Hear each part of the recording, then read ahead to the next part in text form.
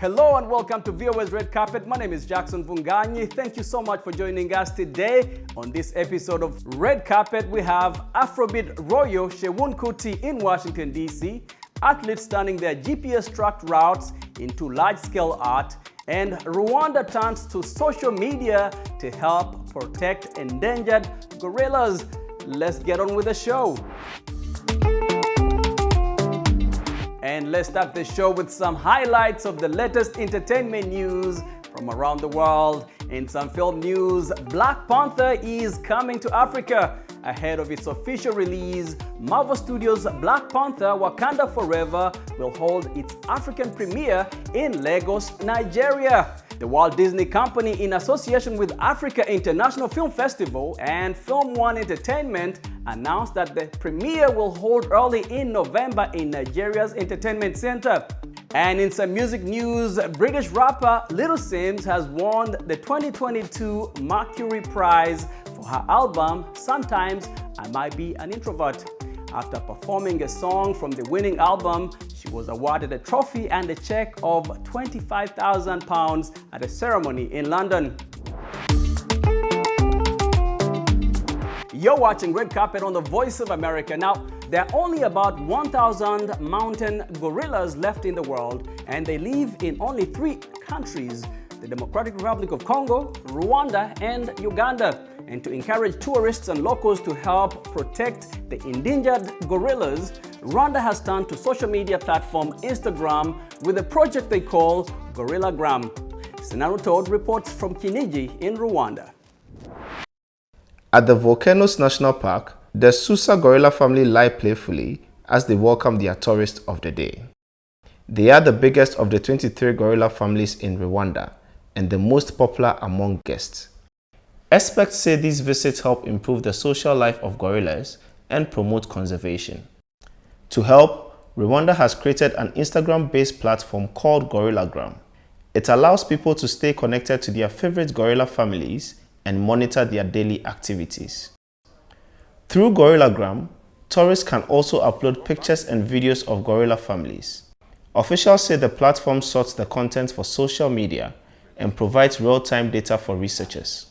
By that simple action of adding that tag to their photos, what they're doing is making that photo accessible to the national park itself and the monitoring and research teams that will then see those photos coming in from every tourist every day in real time. See where the gorillas are, what they're doing, how they're behaving, see their health, what sort of condition they're in, if any is expecting a baby. They see the silverbacks, the big males fighting, changes of gorillas between groups, all of that information coming into them every day directly from those photos. The International Union for Conservation of Nature classifies all gorilla species as critically endangered. Wildlife groups say there are about 1,000 mountain gorillas left in the world, and officials say conservation efforts have helped improve their numbers.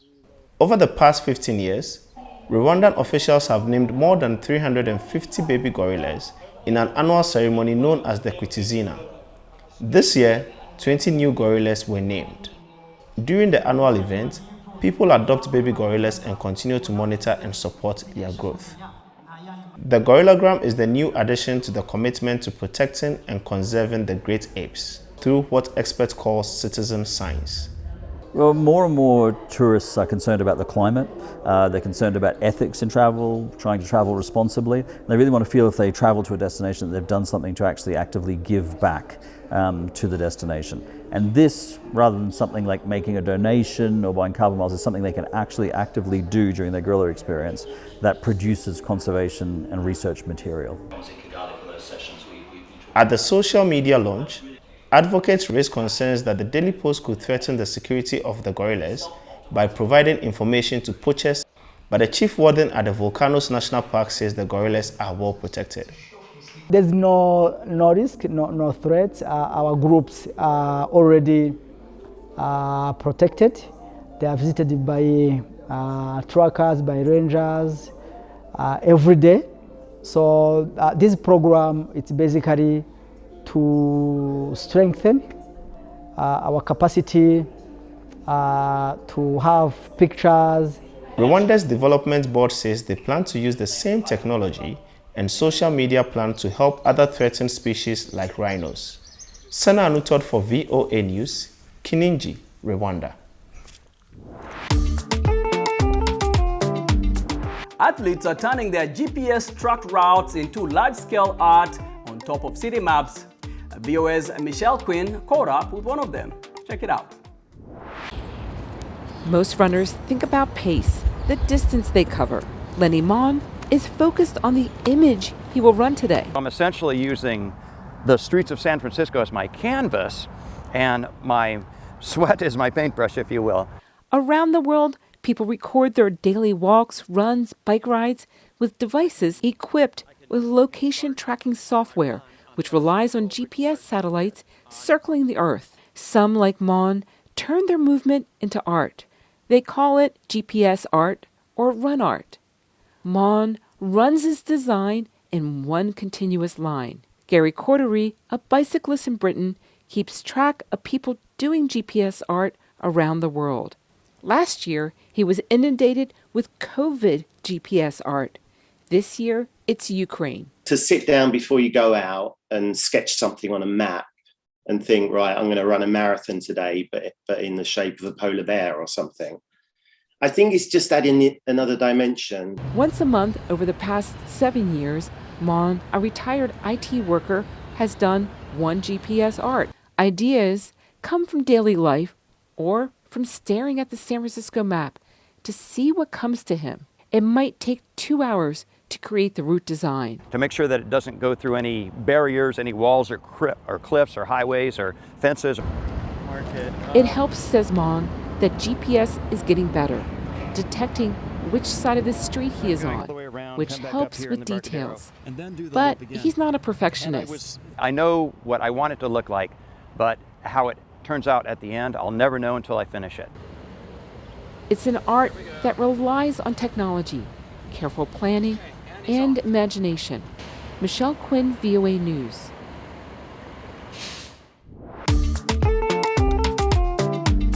Zambian musician Mark Lukwesa, popularly known by his rap name Killa, recently became a global sensation following a TikTok collaboration with North American content creator and musician Connor Price. That generated over 21 million views on TikTok and a song that climbed the US Apple Music charts. For more on the viral collaboration, my colleague Mike Hove spoke with Killa via Skype. All right, I'm going to spin this globe, and wherever my finger lands, I'm going to find an artist from that country to collaborate with me on a song and see what happens. Zambia. All right. I think everybody checks through their messages. Well, I do. If you get someone with a blue check hitting you up, it's I don't know, it feels different. I felt like his style and his voice would sound perfect on the song I'm working on, so I reached out to him, I sent him the beat, and then a few days later, he sent me back this. He actually sent me the song with his verse on it. Okay. Which was actually more pressure because listening to his verse, I was like, oh, there's no way that I'm gonna do this. So that was in the back of my mind. I was like, this is pressure, but I have to deliver.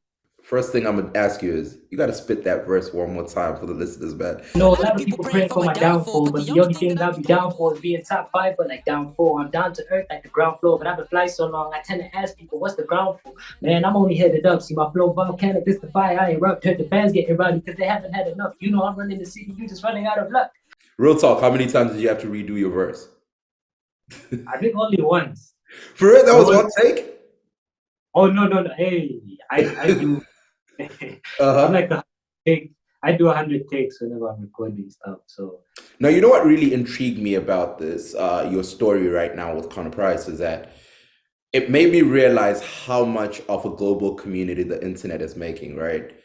How much do you think the internet is there to play for young African artists like yourselves? I think it plays a major role because some people would say moving on the ground right now, like radio, TV, it's quite hard for upcoming artists to make their way through without connection. So, but from Africa, what I've seen is that many artists have got big off TikTok, off Instagram. For the record, you know you can't call yourself upcoming no more, right? Nah, I'm not. You the guy. You that guy. Yeah. But no, talk to me about that, man. Top 10 in America.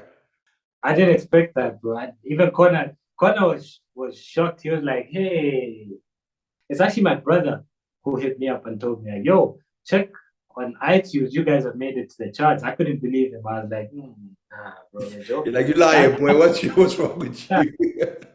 I had to go and check it out for myself. I was spooked, bro.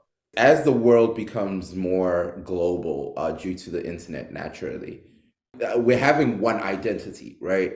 But how do you maintain your identity? How do you make sure that people stay knowing that this is a Zambian product? That's a very good question. There's actually a debate going on here about a Zambian sound, but I feel like for me, the way I keep or stay unique is I try as much as possible to keep or infuse my local language. And you be tripping, but you want me though. What's that? Why is over the carnies? I know you like it. As we wrap up, man, what do you want to leave the audience with about Killa? And of course, most importantly, you got to tell people where they can find more of your music. For me, you can find my music links on my page. My Instagram is Killa So Good, same as my Facebook. He's the son of the legendary Afrobeat musician and a pioneer, fella Seun Kuti. Now a legend in his own right, Seun Kuti has established himself through sheer graft, determination, and raw talent as one of the most authentic Afrobeat forces on the planet. He spoke with VOA's Heather Maxwell about his US tour and his work. Let's take a look.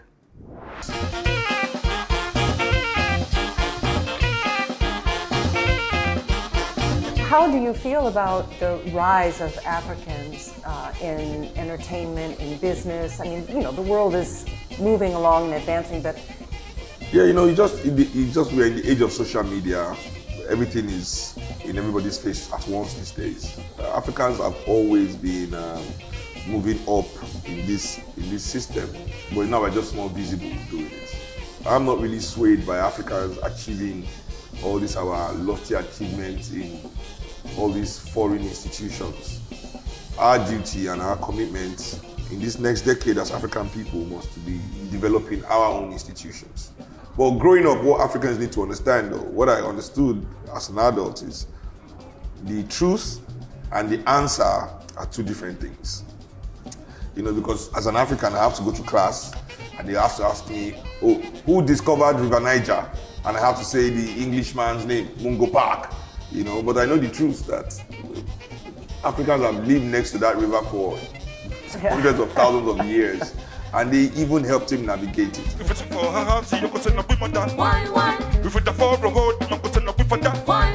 So back home, are you doing anything with education? Yes, definitely with my political movements, the movement of the people. We're doing a lot of educational work, training young politicians who are going to be the big powerhouses that are going to dominate Nigerian politics in the next decade. That's exciting. Yeah. What's your favorite thing about being on stage? I don't know, man. I've been on stage. This is my 31st year. The special thing about being on stage is being able to spread my message. Well, I am looking forward to your concert tonight. Oh, thank you very much. Thanks a lot for the time. Thanks for having me. Take care. Yeah, ciao.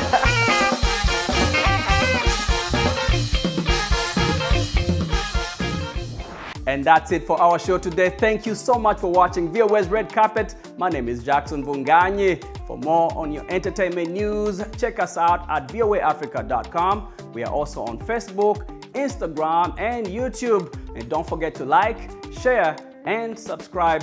Until next time, goodbye everyone.